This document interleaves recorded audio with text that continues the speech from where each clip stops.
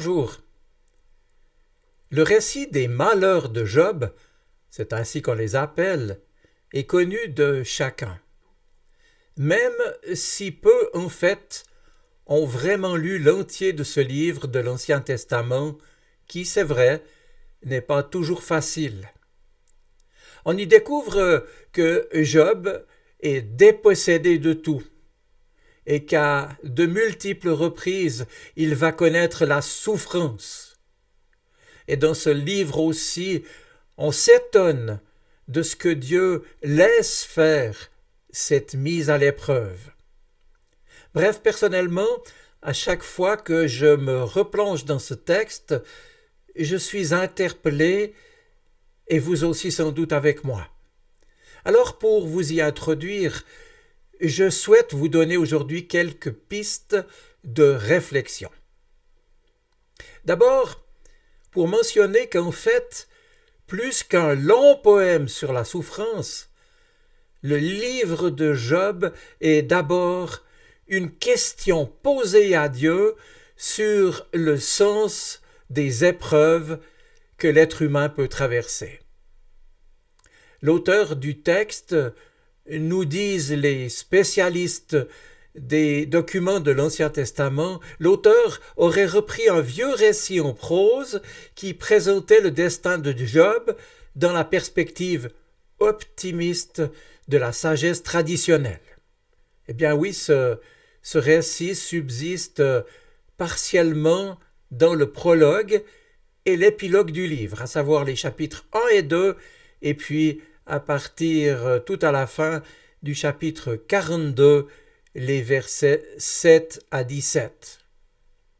Mais entre ces deux courtes unités ont été insérés de longs discours, où Job dialogue successivement avec 3 visiteurs, entre les chapitres 3 jusqu'à 31, et puis avec un 4e visiteur, Elihu, les chapitres 32 à 37, et puis enfin, dialogue avec Dieu lui-même, c'est au chapitre 38, les versets 1 à 42, verset 6. Au fil de ces chapitres, que je vous invite donc à relire avec courage, on assiste ainsi à plusieurs tentatives pour, entre guillemets, expliquer la souffrance imméritée. Et l'on est ainsi invité à parcourir 6 étapes, me semble-t-il, pour mieux saisir ce qui nous y est dit. Eh bien, ces étapes, je veux les parcourir avec vous.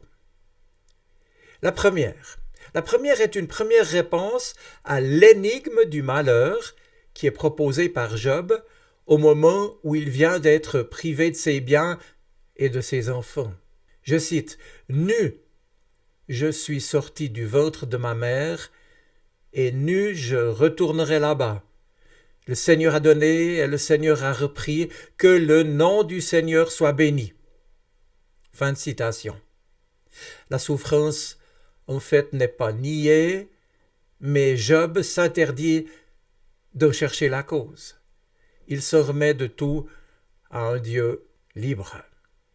Même temps d'ailleurs dans la réponse qu'il fait à Madame Job, sa femme, chapitre 2, verset 10, alors que cette fois, il est couché et touché dans sa propre chair. Je cite, « Si de Dieu nous acceptons le bonheur, n'accepterons-nous pas aussi le malheur ?» Fin de citation.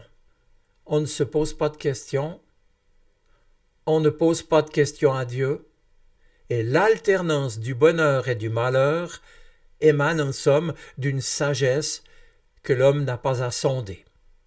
Et puis voilà la deuxième étape. Le prologue du livre suggère en effet une autre explication. La souffrance humaine serait imputable à l'adversaire, à l'ennemi, au Satan que Dieu laisse rôder dans le monde. On voit cela chapitre 1er verset 7, chapitre 2 verset 2. Et c'est bien lui, en effet, qui semble chargé des basses œuvres, ruines, morts subites, maladies incurables. N'empêche qu'il demeure astreint, comme tous les autres messagers célestes, à se présenter devant le Seigneur, et il doit demander l'aval de Dieu avant toute malfaisance. On lit ça, chapitre 1er, verset 11, chapitre 2, verset 4. La suite du poème, finalement, ignore totalement le rôle qu'il a joué, comme pour souligner que dans l'énigme du mal, seul Dieu fait vraiment face à l'homme. Et puis voilà la troisième étape. Ce sont les discours des trois amis de Job qui évoquent tour à tour des thèmes traditionnels censés rendre compte des souffrances du croyant, en quelque sorte les expliquer, les justifier. Par exemple, les méchants, disent-ils, s'attirent toujours le malheur. Chapitre 15, versets 21 à 24. Ou bien, la fidélité assure infailliblement le bonheur du juste. Chapitre 5, versets 17 à 26. Et puis, de toute façon, nul n'est jamais pur devant Dieu. Chapitre 4, versets 17 à 21. Selon ses amis, le malheur advient comme la rétribution d'une faute. C'est ainsi que les trois compagnons de Job considéraient la chose. C'est ainsi que la tradition envisageait également les épreuves. Le « puni » ne doit donc s'en prendre qu'à lui-même, et seule la conversion lui apportera l'abondance matérielle et une intimité grandissante avec Dieu. Chapitre 22, versets 21 puis 23. Quatrième étape. Ce sont les plaintes que Job expose cette fois directement à Dieu, qui viennent en somme bouleverser de manière décisive la thématique du malheur et du mal.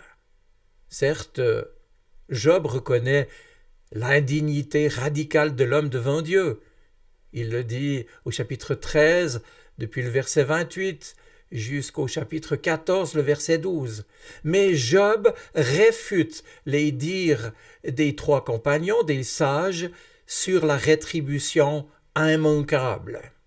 Puis non content de revendiquer avec passion son innocence, Job entreprend en quelque sorte de culpabiliser Dieu lui-même.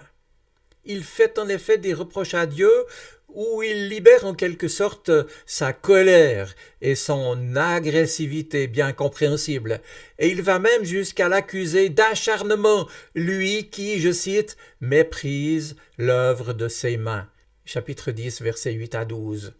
Lui, Dieu, qui déploie une telle puissance contre un être fragile dont les jours sont comptés.